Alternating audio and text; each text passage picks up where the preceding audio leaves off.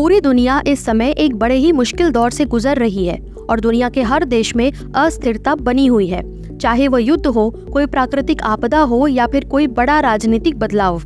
प्रसिद्ध ग्रंथ भविष्यमालिका की कुछ भविष्यवाणियां जैसे इस्लाम का अंत इत्यादि भी दुनिया भर में चर्चा का विषय बना हुआ है। सऊदी अरब का उदारीकरण की ओर बढ़ना और दुनिया भर में कई लोगों के इस्लाम छोड़ने की घटना आम हो गई है, जो इस्लाम के अंत की ओर इशारा कर रही है। इस भविष्यवाणी को और हवा देने का काम किया है हाल ही में पड़े सूर्य ग्रहण ने।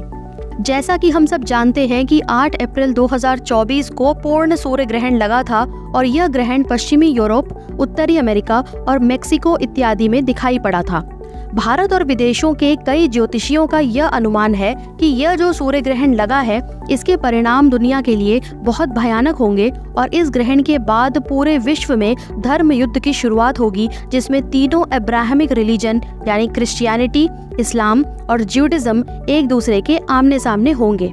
यह एक ऐसे संघर्ष का समय होगा जिसके अंत में इस्लाम इस दुनिया से पूरी तरह समाप्त हो जाएगा। लेकिन ऐसे कौन से सबूत हैं जो इस बात को इतनी मजबूती दे रहे हैं? इस्लाम के अंत को लेकर क्या लिखा है कुरान और हदीस में? क्या है लाल रंग की बछड़ी की बलि का रहस्य? जानेंगे इस वीडियो में। वीडियो को लाइक और शेयर अवश्य करें। सभी धर्म संप्रदायों के बीच दुनिया भर में अपनी सत्ता स्थापित करने के लिए समय समय पर युद्ध होते रहे हैं। आने वाले धर्म युद्ध की नींव कुछ महीने पहले ही पड़ गई थी, जब 7 अक्टूबर 2023 को इस्लामिक देश फिलिस्तीन के आतंकी समूह हमास ने यहूदियों के देश इजराइल पर हमला कर दिया था। इस घटना के 3 महीने बाद ही हमास के एक प्रवक्ता ने एक प्रेस कॉन्फ्रेंस में कहा कि हमने इजराइल पर हमला गाजा पट्टी पर अधिकार करने के लिए नहीं किया, बल्कि इसलिए किया है क्योंकि इजराइल लाल बछिया यानी रेड हाइफर की बलि देने की तैयारी कर रहा है। लेकिन ये लाल बछिया यानी रेड हाइफर का सच आखिर क्या है? इससे फिलिस्तीन को क्या आपत्ति है और कैसे इस बछिया के बलिदान का संबंध इस्लाम के अंत से जुड़ा है? यहूदियों के ओल्ड टेस्टामेंट में यह बताया गया है कि जब भी यहूदियों को अपने मंदिरों को शुद्ध करना हो तो एक लाल बछिया यानी रेड हाइफर की बलि देनी पड़ेगी। यही नहीं, इस लाल बछिया का चुनाव बहुत मुश्किल है क्योंकि मंदिरों के शुद्धिकरण के लिए एक ऐसी बछिया चाहिए जो पूरी तरह से लाल हो, यानी उस बछिया की चमड़ी के साथ उसके पैरों के खुर भी लाल होने चाहिए और उसके शरीर का एक भी बाल लाल रंग के अलावा किसी और रंग का नहीं होना चाहिए। साथ ही उस बछिया की उम्र 2 से 3 साल के बीच होनी चाहिए। पिछले काफी समय से यहूदियों का एक ग्रुप ऐसी ही लाल बछिया ढूंढने में लगा हुआ है। हैरानी की बात यह है कि यहूदियों के पिछले 3000 साल के इतिहास में केवल 9 बार ही ऐसी रेड हाइफर्स की बलि दी जा सकी है। इसमें से एक बार तो यह बलि स्वयं मोजेस के सामने दी गई थी। मोजेस यहूदी धर्म के संस्थापक थे। इस्लाम और क्रिश्चियनिटी में मोजेस को मैसेंजर ऑफ गॉड माना जाता है। रेड हाइफर की बलि यहूदियों के लिए अपने मंदिर का निर्माण करने के लिए जरूरी है। यहूदियों ने 2 बार पहले भी अपना मंदिर बनाने का प्रयास किया था, पर दोनों बार उसे तोड़ दिया गया। सबसे पहले उस मंदिर को 586 BC में बेबीलोन साम्राज्य के राजा नेबूचडनेस्जार ने तोड़ा। दोबारा लाल बछिया की बलि देने के बाद जब उस मंदिर को दोबारा बनाया गया, तब 70 CE में उसे रोमन्स द्वारा तोड़ दिया गया और वहां से यहूदियों को भगा दिया गया। इसके बाद जब इस्लाम का उदय हुआ तो यहूदियों के मंदिर के स्थान जेरूसलम पर मुसलमानों का कब्जा हो गया और उन्होंने वहां पर अल अक्सा मस्जिद बना दिया, जो आज मक्का और मदीना के बाद इस्लाम का तीसरा सबसे पवित्र स्थल माना जाता है। तो बात यह है कि यहूदी जेरूसलम में अल अक्सा मस्जिद के स्थान पर अपना मंदिर बनाना चाहते हैं क्योंकि वह यहूदियों का स्थान है और इसके लिए उनको लाल बछिया की बलि देनी आवश्यक है। 2022 में 5 ऐसी रेड हाइफर्स को चुना गया था जो आज 2024 में बलि देने लायक हो चुकी हैं। ऐसे में जब यहूदी रेड हाइफर्स की बलि देंगे और अल अक्सा मस्जिद को हटाकर अपने मंदिर का निर्माण करेंगे तो जाहिर सी बात है कि मुसलमानों और यहूदियों के बीच भयंकर युद्ध की शुरुआत होगी, जैसा कि अनुमान लगाया जा रहा है। यहूदियों के इस रेड हाइफर की बलि और थर्ड टेम्पल के निर्माण की घटना भविष्य में एक बड़े धर्म युद्ध का कारण बनेगी। इससे एक सवाल और उठता है कि आखिर थर्ड टेम्पल का निर्माण क्यों आवश्यक है?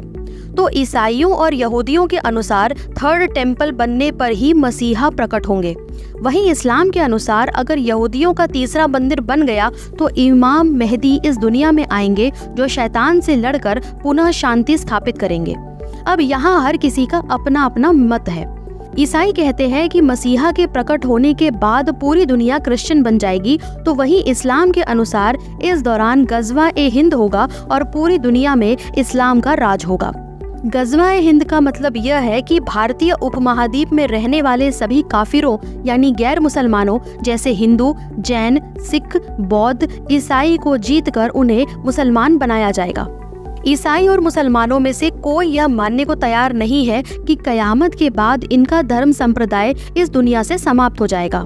हालांकि इनके अपने ग्रंथ यानी कुरान और बाइबल के ओल्ड टेस्टामेंट में कुछ ऐसे संकेत दिए गए हैं जो यह बताते हैं कि एक पूर्ण सूर्य ग्रहण के लगने के बाद कयामत आएगी।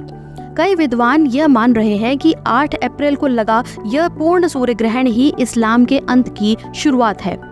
वैसे अगर हम बहुचर्चित पुस्तक भविष्यमालिका को भी देखें तो उसमें भी यह संकेत मिलते हैं कि कलयुग का अंत अब निकट है और पुनः सतयुग आने वाला है।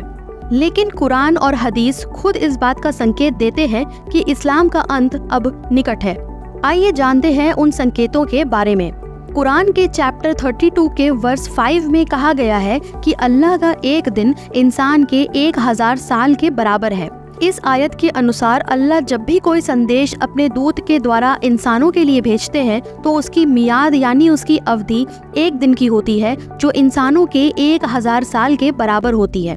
दूसरी तरफ चैप्टर 34 की आयत 29 के अनुसार कयामत के दिन मिलने वाली सजा के बारे में कहा गया है कि मुसलमानों को 1 दिन का समय मिला है, जिसका मतलब है इंसानों का 1000 साल।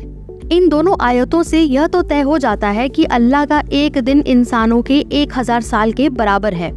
इसके बाद मुसलमानों के 6 मुख्य हदीसों में से एक हदीस अबू दाऊद के अनुसार पैगंबर मोहम्मद कहते हैं कि मुसलमान अल्लाह की नज़रों में इतने भी बुरे नहीं हो सकते कि अल्लाह उन्हें आधे दिन की मोहलत भी ना दे सके।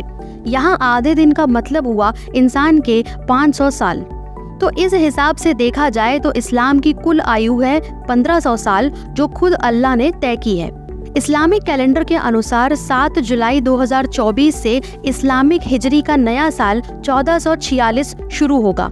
इसका मतलब अगर अल्लाह के द्वारा दिए गए 1500 साल के समय में से 1446 को घटाया जाए तो मिलता है 54 साल।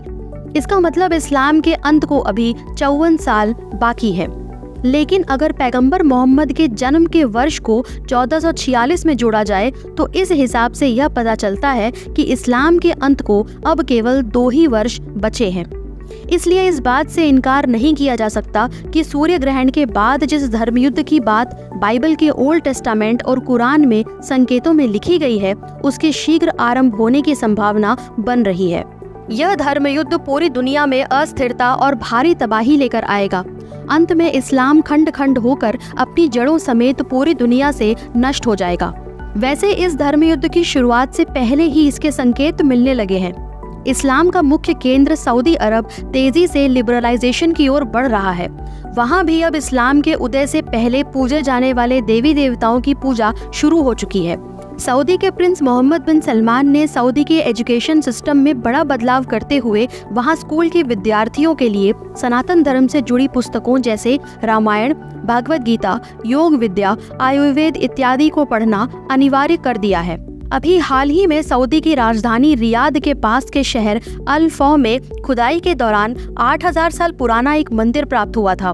उसमें यज्ञ की वेदी भी प्राप्त हुई थी, जिससे यह स्पष्ट हो जाता है कि सऊदी अरब में भी कभी सनातन धर्म विद्यमान था। इस बात पर भी अक्सर बहस छिड़ी रहती है कि मक्का में मौजूद काबा का इलाका प्राचीन समय में मक्केश्वर महादेव मंदिर हुआ करता था।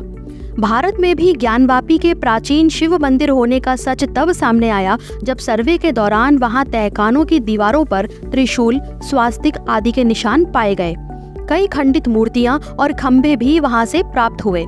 ज्ञानवापी कुएं में मिला शिवलिंग भी इसके मंदिर होने का प्रमाण देता है। इसके अलावा अन्य कट्टर इस्लामिक देशों जैसे बहरीन, कतर और UAE में हिंदू मंदिरों का बनना भी इस्लाम की गिरती साख की ओर इशारा कर रहा है। दुनिया भर में इस्लाम छोड़ने वालों की संख्या दिन पर दिन बढ़ती जा रही है। यह लोग खुद को एक्स मुस्लिम्स कहते हैं और सोशल मीडिया के माध्यम से यह लोग दूसरे मुसलमानों को भी जागरूक कर रहे हैं। अमेरिकी रिसर्च एजेंसी प्यू रिसर्च सेंटर ने 29 जून 2021 को भारत में एक सर्वे किया था, जिसमें यह पता चला है कि भारत के लगभग 1.5 करोड़ मुस्लिम युवाओं ने इस्लाम छोड़ दिया है। 2024 में यह आंकड़ा इससे अधिक है। इस्लाम से जुड़े प्रतीकों का एक एक करके समाप्त होना निश्चित ही इसके अंत के आरंभ का संकेत है। इसलिए आने वाले धर्म युद्ध की संभावना से इनकार नहीं किया जा सकता। आने वाले समय में जिस धर्म युद्ध की बात की जा रही है, उस युद्ध में यहूदी और ईसाई मिलकर इस्लाम के खिलाफ लड़ेंगे। हालांकि भारत को भी इससे बहुत बड़ा खतरा है, क्योंकि जब यह धर्म युद्ध शुरू होगा तो भारत में कट्टरपंथियों का निशाना बनेगी यहाँ रहने वाली हिंदू जनता। 1919 में जब भारत में खिलाफत आंदोलन की शुरुआत हुई थी, तो भले ही वह आंदोलन तुर्की में खलीफा के पद को हटाने के विरोध में शुरू हुआ था, पर उस आंदोलन से जन्म हुआ था 1920 के भयानक मोपला नरसंहार का, जिसमें हजारों हिंदुओं को अपनी जान गंवानी पड़ी थी। भविष्य में होने वाला यह धर्म युद्ध अपने साथ बड़ी भारी तबाही लेकर आएगा और दुनिया से बहुत बड़ी आबादी का सफाया होगा। कुछ ऐसी ही भविष्यवाणी भविष्यमालिका में भी लिखी है। अब देखना यह है कि इन भविष्यवाणियों के सच होने का समय कब आता है और भविष्य में ऐसे कौन कौन से राज हैं जो आज तक हम सब से छिपे हुए हैं। आपका इन संकेतों पर कितना विश्वास है, कमेंट अवश्य करें। चैनल को सब्सक्राइब करके बेल नोटिफिकेशन अवश्य दबा दें, जिससे हर नई वीडियो आपको समय पर मिल सके। चैनल से जुड़े रहें। जय श्री राम, जय महाकाल।